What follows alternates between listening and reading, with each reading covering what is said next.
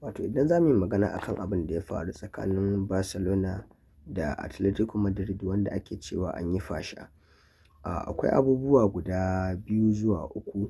Na ɗaya, penalty da aka hana na ɗan wasa Dani Olmo. The same pushing da aka yi wa Olmo shine the same pushing da Eric Garcia ya yi a lokacin da aka ba shi red card. Amma wancan ba a busa ba, ba a ba shi kati ba. Ɗaya kenan. Sannan kuma offside ɗin da Ferran Torres ya buga ya ci. Wannan ball ɗin ba offside ba ce ba. Saboda a lokacin da aka buga ball ɗin shi Ferran Torres bai yi attempting ba. Bai motsa ba, ya tsaya ne cak har sai da ball ɗin ya fita daga offside sannan ya buga ta kamar yadda ɗan wasa Lionel Messi ya yi a wani wasa wanda automatic kana gani ka san wannan using brain ne ya sa ya yi ba wai abun nan ba.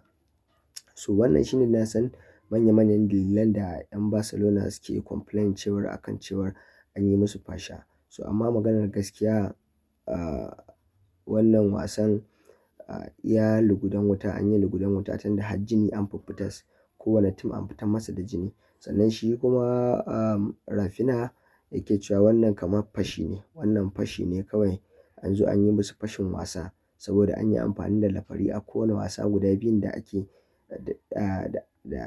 suka buga. Wannan shi ne.